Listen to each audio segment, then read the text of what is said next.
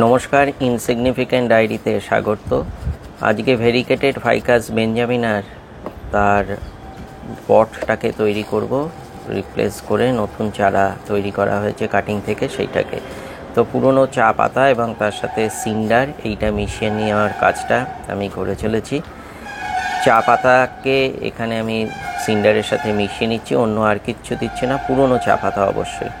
এবার যে আমার কলমটা কাটিংটা তৈরি হয়েছে সেটাকে ভালো করে পরিষ্কার করে আমি ধুয়ে নিচ্ছি, বালির মধ্যে ছিল, সেই ধুয়ে নেওয়ার কাজটা আমি আস্তে আস্তে ধীরে ধীরে কমপ্লিট করছি। প্লেন জলেতে পুরো ধুয়ে নিচ্ছি।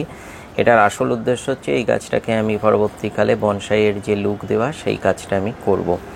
এইখান থেকে নিয়ে নেওয়ার পর প্লাস্টিকের যে ছোট পট আছে সেই পটের মধ্যে আমি এটাকে পুঁতবো এবং পটের তলার যে ছিদ্রগুলো সেই ছিদ্রগুলোকে অলরেডি ভালো করে আমি করে নিয়েছি এবং এর তলায় আমি প্রথমে এই সিন্ডারটাকেই দিয়ে দিচ্ছি অল্প করে, এটা প্লেন সিন্ডারটা। তারপর গাছটা যে পুঁতবো সেখানে আমি মিক্সড যে সারটাকে তৈরি করলাম, পেস্টটাকে যে তৈরি করেছি সেইটাকে এইখানে আমি এইবার মিক্সড অর্থাৎ সিন্ডারের সাথে চা পাতা দেওয়া যেটা ছিল সেই মিক্সটাকে এর মধ্যে দিয়ে গাছটাকে স্ট্রেট ওয়েতে পুঁতে দিচ্ছি। স্ট্রেট ওয়েতে পুঁতে দেওয়ার কারণ হচ্ছে যে তারপর আমি যে শেপটা আমি দিতে চাইবো সেই শেপটা দিতে পারবো। এটা পুঁতে দেওয়ার কাজটা হয়ে যাওয়ার পর একে আমি কিছুদিন ছায়ার মধ্যে রাখবো।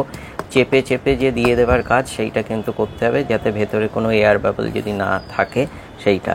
এই গাছটা তৈরি পুঁতে দেওয়ার পর এতে জল স্প্রে করে দেবো এবং ছায়ার মধ্যে রেখে দেবো। রেখে দেওয়ার পর আশা করছি 1 সপ্তাহের মধ্যে গাছটা দাঁড়িয়ে যখন যাবে তখন হালকা ছায়ার মধ্যে রাখবো।